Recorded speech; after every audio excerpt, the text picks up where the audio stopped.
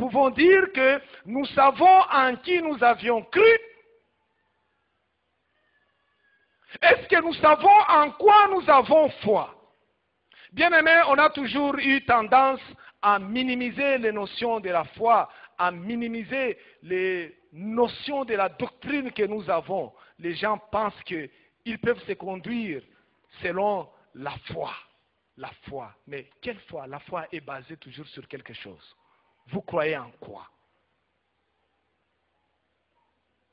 La foi est d'une grande importance dans la vie des humains. D'une très grande importance. Vous me demanderez peut-être, mais quelle est son importance? Oui, la Bible qui est la parole de Dieu nous la montre à travers ses nombreuses déclarations. Nous savons d'abord que nous obtenons le salut de Dieu, où nous sommes sauvés par la foi.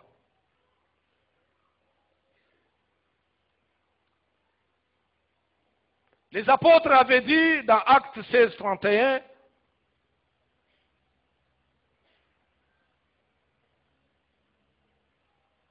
crois au Seigneur Jésus et tu seras sauvé. Crois au Seigneur Jésus et tu seras sauvé. Donc nous voyons que tout commence par croire. On ne peut pas être sauvé si on n'a pas cru. Tout commence par croire dans le Seigneur Jésus. Et Paul ajoutera plus tard dans le livre d'Éphésiens chapitre 2 versets 8 et 9, il dira, c'est par la grâce que vous êtes sauvés, par le moyen de la foi. Et cela ne vient pas de vous, c'est le don de Dieu. Ce n'est point par des œuvres afin que personne ne se glorifie. On n'est pas sauvé par les œuvres. Bien aimé, mais les œuvres sont importantes. Mais on n'est pas sauvé par les œuvres. Mais les œuvres sont importantes. Ici, nous voulons dire que nous n'avons pas à placer la charrue devant le cheval, mais c'est le cheval qui doit être placé devant la charrue. C'est la foi qui doit précéder les œuvres bonnes que nous devons poser. Parce que ce n'est pas en posant les œuvres bonnes que quelqu'un peut recevoir le salut. Ceux qui pensent qu'en construisant les hôpitaux, les hospices, en allant aider les pauvres, un jour le Seigneur se souviendra d'eux et ils seront sauvés. Mensonge. Ils sont en train de se tromper. Tout doit commencer par croire au Seigneur Jésus. Peut-être tu es là ce matin, tu n'as jamais donné ton cœur au Seigneur Jésus. Tu penses qu'avec tout ce que tu fais là, le Seigneur se souviendra de toi. Oui, le Seigneur se souvient de ceux qui sont dans le salut et qui posent de bons actes. Parce qu'ils sont déjà sauvés, ils continuent à poser de bons actes, ayant compris qu'ils ont été sauvés pour cela, c'est là le Seigneur se souviendra d'eux. Dieu ne peut pas accorder le salut en échange des œuvres. Jamais. Nous avons le salut par la grâce de Dieu. Et nous le saisissons au moyen de la foi. Et la Bible dit, cela ne vient pas de vous, c'est le don de Dieu. Pour que personne ne dise, tu vois, j'ai mérité. Tellement que j'ai posé beaucoup d'œuvres ici qui me valent beaucoup de points, le Seigneur s'est souvenu de moi, il m'a donné le salut. Non, c'est afin que personne ne se glorifie. Bien aimé, la Bible continue dans ses déclarations. Elle dit, nous sommes justifiés aussi par la foi. Dans Romains 5.1, l'apôtre Paul dira, nous sommes justifiés par la foi. Si Dieu nous compte parmi les justes, ce n'est pas parce que nous avions posé des œuvres qui l'ont plu, mais c'est à cause de la foi. Par la foi dans le Seigneur Jésus-Christ, le Seigneur nous justifie. Et aussi, nous sommes sanctifiés par la foi et nous sommes purifiés par la foi. Acte 15, 9. Elle continue dans ses déclarations. Même le pardon des péchés, nous ne le recevons que par la foi. La foi en Jésus-Christ, nous arrivons à recevoir le pardon de nos péchés. Acte 26, 18. Et Pierre, dans son épître, il dira que nous sommes gardés par la foi pour le salut prêt à être révélé dans les derniers jours. C'est par la foi que nous sommes gardés dans le Seigneur et c'est par la foi que nous sommes gardés dans la puissance même de Dieu. Combien de gens se sont perdus en allant chercher des gris-gris pour essayer de se protéger. Mais Pierre dit bien que nous sommes gardés dans le Seigneur pour le salut prêt à être révélé dans les derniers jours. Mais nous sommes gardés dans le Seigneur, pas par nos efforts. Nous sommes gardés dans le Seigneur par la foi.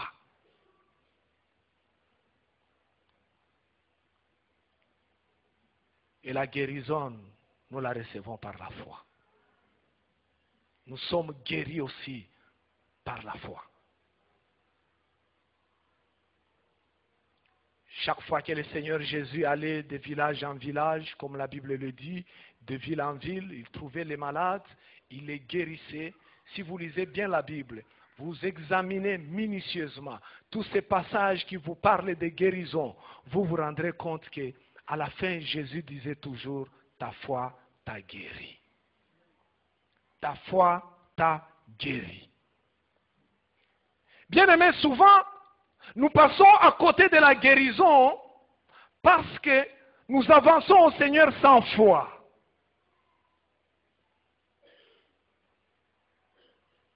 Et nous nous privons de beaucoup de biens que le Seigneur garde pour nous à cause du manque de foi.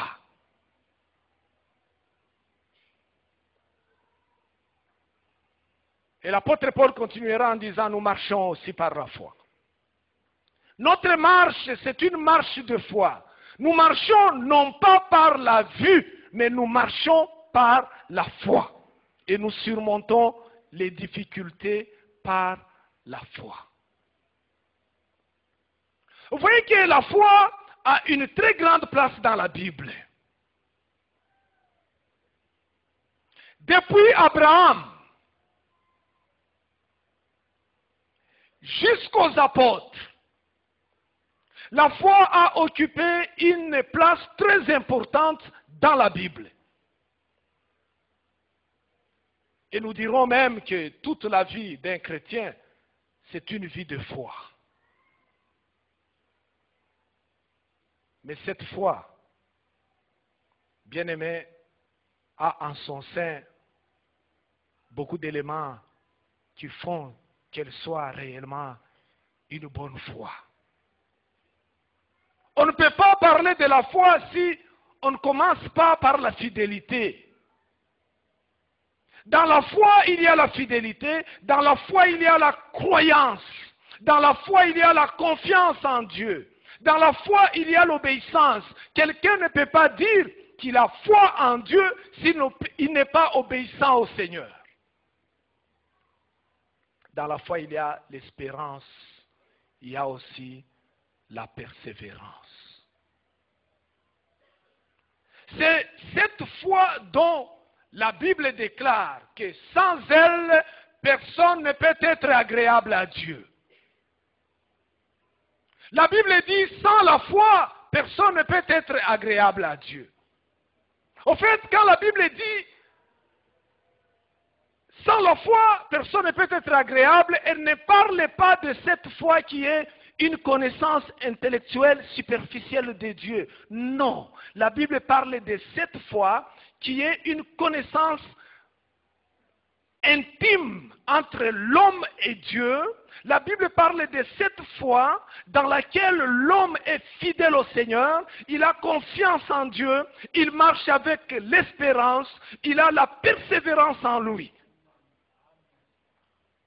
Et lorsque nous avons cette foi, c'est alors que nous pouvons être agréables à Dieu. Car c'est par la foi que nous pouvons persévérer dans la vie chrétienne. En dépit des difficultés, des peines et même de l'abondance. Même dans l'abondance, nous pouvons persévérer que par cette foi-là. Lorsque nous disons que nous sommes fidèles et nous restons fidèles au Seigneur. Vous savez, bien-aimés, nous sommes habitués à lire souvent le chapitre 11 de l'Épître aux Hébreux, parce que c'est un chapitre vraiment fantastique sur la foi. C'est un chapitre qui nous parle de tous les exploits que les hommes ont réalisés par la foi. Mais vous savez, lorsque les gens commencent la lecture, au verset premier, ils commencent par démontrer ce que c'est la foi. Et c'est une définition que beaucoup ont déjà retenue. La foi, la démonstration de ceci, cela, l'attente. Ils avancent. Mais lorsqu'ils arrivent au verset 31, ils s'arrêtent là. Parce que du premier verset au verset 32, le chapitre 11 de l'Épître aux Hébreux nous montre effectivement les exploits de la foi. Les exploits que cherche tout le monde. Tout chrétien cherche aussi à les faire. Il cherche à les vivre dans sa vie. Par la foi, ils ont éteint des feux. Par la foi, ils ont fermé les gueules des lions. Par la foi, Jéricho est tombé. Par la foi, il y a eu des guérisons. Oui, il y a eu de bons exploits par la foi. Mais lorsque vous arrivez au verset 32,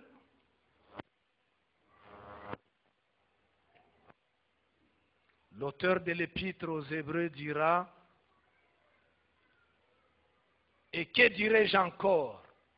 Car le temps me manquerait pour parler de Gédéon, de Barak, de Samson, de Jephthé, de David, de Samuel et des prophètes qui, par la foi, vainquirent des royaumes, exercèrent la justice, obtinrent des promesses, fermèrent la gueule des lions, éteignirent la puissance du feu, échappèrent aux tranchants de l'épée, guérirent de leur maladie, furent vaillants à la guerre, mirent en fuite des armées étrangères. Des femmes recouvrèrent leur mort par la résurrection. Mais à partir du verset 35b, les choses changent. D'autres, par cette même foi, d'autres furent livrés au tourment, n'acceptèrent point de délivrance afin d'obtenir une meilleure résurrection. D'autres subirent les moqueries et le fouet, les chaînes et la prison. Ils furent lapidés, sciés, torturés. Ils moururent tués par l'épée. Ils allèrent çà et là, vêtus de peaux de brebis et de peaux de chèvres, dénués de tout, persécutés, maltraités, et dont le monde n'était pas digne, errant dans les déserts et les montagnes, dans les cavernes et les antres de la terre, par cette même foi. Ils ont tenu dans les souffrances. Bien-aimés, la foi ne nous amène pas seulement à faire des exploits, mais cette foi nous amène aussi à résister dans les souffrances. Cette foi nous amène à accepter des fois la souffrance à cause de Jésus-Christ. Cette foi nous amène à ne pas abdiquer à la foi. L'histoire de l'Église nous montre que même les réformateurs n'avaient pas accepté d'abandonner la foi parce que ils étaient fidèles au Seigneur. Ils étaient tués. Et si vous lisez l'histoire de la Bible et l'histoire de l'Église, vous verrez que la vie chrétienne n'a jamais été facile.